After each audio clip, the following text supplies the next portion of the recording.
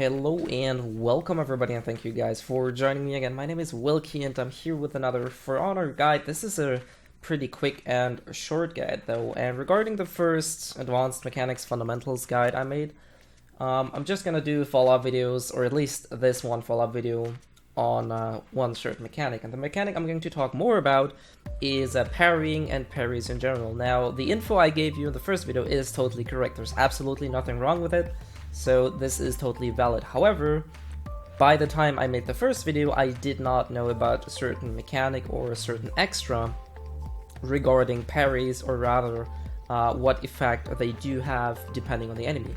So without rambling on too much, I'm going to show you a few clips and then I'll elaborate what I mean and go into slow motion to show you guys the differences I figured out, or rather a friend of mine figured out, and we then just tested it out to confirm the theory. Take it with a grain of salt. There might still be cases where this is not applicable, but I'll give you I mention what I mean at the end of the video when I explained that said mechanic. So the upcoming two clips I will show you, I will just show you to them once and then I'll break them down. I will give you two clues. First off, there's two key differences in the video. One is very apparent and the other one might not be. So obviously, well, very obviously, I get hit in the right picture and not in the left, but what's not so obvious is that I use a top heavy attack in the left picture and a top light attack in the right picture. So it actually matters what kind of attack is getting parried, and depending on that, you get different follow-ups.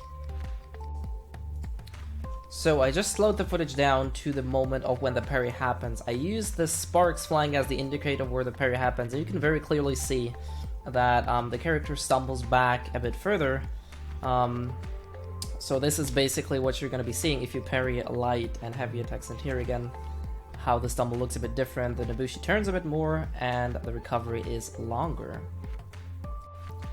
So to get a bit more raw data and footage going, I did the same test on Warden, and as you can see, even a top heavy is able to hit if you parry a light attack from the enemy, and seeing that even the Nobushi distance is not enough to cover it, this might be a very interesting thing. The one that just got blocked was because instead of a light, I parried a heavy attack. So as you can see, it does actually matter what type of attack is getting parried.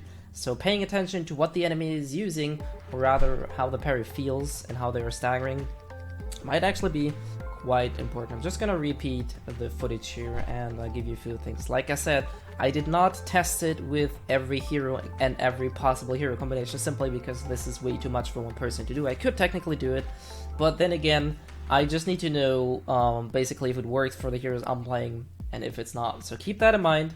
And I think the best thing to do is just grab a friend and basically tell them if they have like 5 or 10 minutes and dabble around with certain combinations, pick your mains, pick your heroes, and tell them to pick other heroes, their mains, or most importantly for me was really if there was a way to punish heroes that otherwise would not be able to be punished. For example, Nobushi is a very good example, because if you just parry a heavy attack or light and you're trying to go for a guard break, in most cases you're gonna be too far away.